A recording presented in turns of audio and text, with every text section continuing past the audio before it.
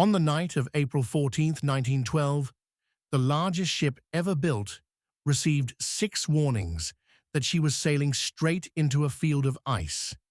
Every warning reached her radio room.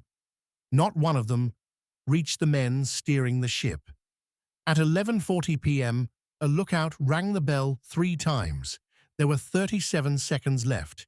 This is disaster lens. In the spring of 1912, the RMS Titanic was the largest moving object human beings had ever built.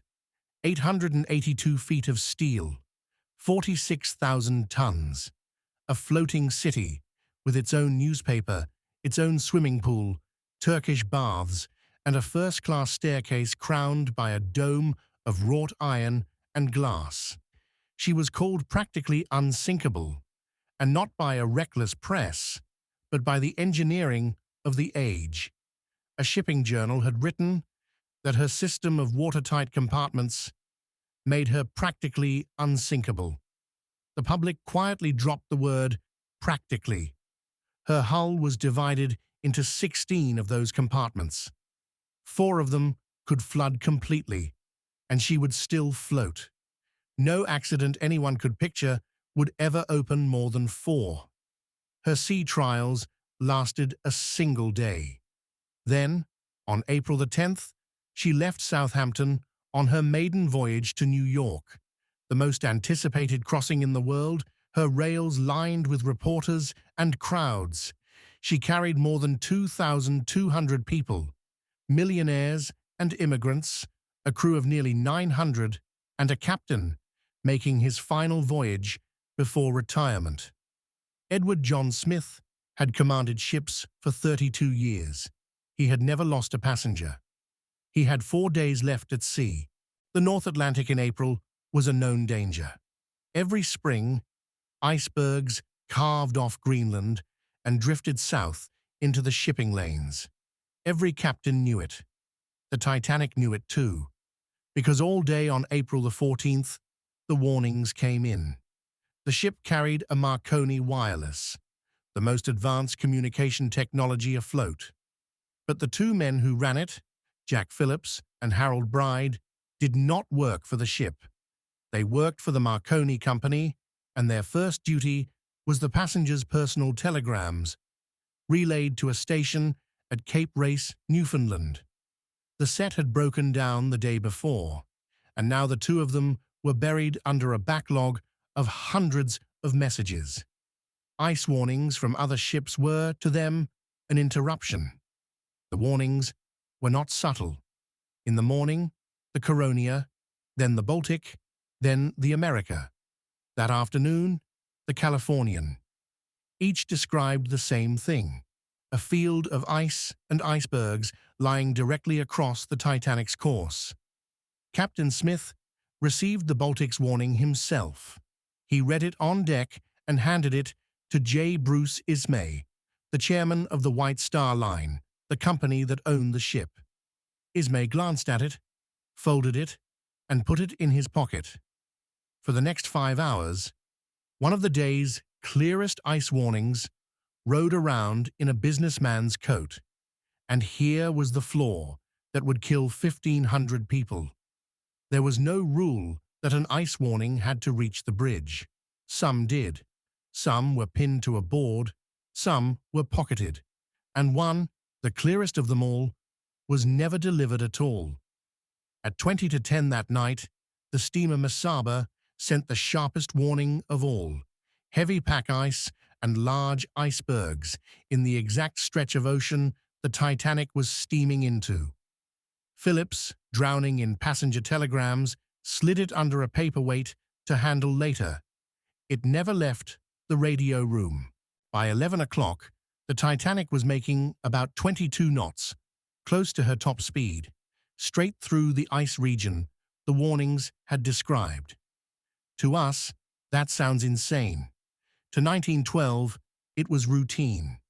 The custom of the age was to keep speed and trust the lookouts to spot ice in time to turn.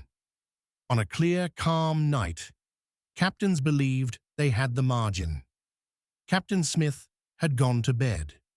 At that same hour, The Californian, the closest ship of all, perhaps 10 miles off, had stopped for the night, hemmed in by the very ice everyone had been warned about. Her single wireless operator tapped out one last message: "We are stopped and surrounded by ice." Aboard the Titanic, Phillips was still hammering telegrams to Cape Race. The Californian was so close, her signal screamed in his ears. He cut the man off mid-sentence. "Shut up, shut up. I am busy." The operator on the Californian took off his headphones and went to bed. For the rest of that night, the one ship near enough to help heard nothing at all. High on the mast, lookouts Frederick Fleet and Reginald Lee strained into the black. They had no binoculars. The only pair was locked in a cabinet, and the officer with the key had been transferred off the ship at the last port. The night was moonless. The sea was glass, so flat that there were no waves breaking at the foot of any iceberg to mark it. At 11:40, a black mass rose out of the dark, dead ahead. Fleet rang the bell 3 times and telephoned the bridge. "Iceberg, right ahead." First Officer William Murdoch threw the wheel hard over, ordered the engines full astern, and tried to swing the stern clear. The ship began to turn, slowly, because nothing that size turns fast. 37 seconds was all there was. She almost made it. The iceberg never struck the bow. Instead, it ground down the starboard side, below the waterline. Not one clean gash, but a run of buckled plates and sprung seams over nearly 300 feet, popping the rivets that held the hull together. Water found its way into 6 compartments. The Titanic could float with 4 flooded, not 6. The ship's own designer, Thomas Andrews, was aboard. He walked the damage and did the arithmetic in minutes. The bow would settle, the water would spill over the tops of the compartment walls one by one. They did not reach all the way up, and nothing could stop it. He told the captain the truth. The Titanic had perhaps an hour, maybe 2. In the radio room, the same operator, who had been too busy for ice warnings, now sent the most urgent message of his life. Phillips began tapping the distress call. First the old code, CQD, and then the new one. The world was only beginning to use SOS. Ships answered. The nearest one awake was the Carpathia, 58 miles away, 4 hours at full steam. Then came the next failure. The Titanic carried 20 lifeboats, room for about 1,100. There were more than 2,200 people aboard, and yet the ship had broken no rule. The regulations were simply, fatally, out of date. Written for vessels a third her size. Worse, the boats they had did not leave full. In the cold and the confusion, passengers unwilling to trade a warm, solid deck for a small boat over a black ocean, the very first lifeboat was lowered with 28 people in a hull built for 65. Hundreds of empty seats rowed away into the dark, and not everyone could even reach the boats. Many in third class found their way up, blocked by gates and unfamiliar passageways, and they died at far higher rates than the first-class passengers on the decks above them. Who lived and who drowned was decided in part by the price of a ticket. On the horizon, the crew could see the lights of a ship, almost certainly the Californian. They fired white rockets, 8 of them, into the sky. The Californian's crew saw the rockets, but with no wireless operator awake to ask what they meant, they talked themselves into believing the ship was only celebrating. They did nothing. At 2:20 in the morning, 2 hours and 40 minutes after a 37-second warning, the Titanic broke in 2 and went down. More than 1,500 people were left in water of 28 degrees. The lifeboats, most of them half empty, mostly did not row back.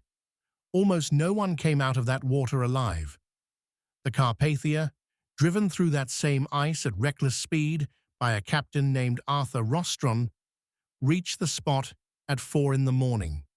She lifted about 700 survivors from the boats. From the sea, there was no one left to lift. The Titanic is remembered as the night an unsinkable ship met an iceberg. But the iceberg was only the trigger. The disaster was built earlier and quieter out of a chain of ordinary human decisions. A warning folded into a coat pocket. A warning left under a paperweight. A radio operator told to shut up. A locked cabinet of binoculars. Full speed on a moonless night. Lifeboats for half, lowered half empty. A rescue ship a few miles away with its radio switched off. Pull any single one of those links out of the chain, and 1,500 people live.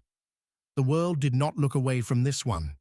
2 national inquiries, one American, one British, tore the night apart, hour by hour.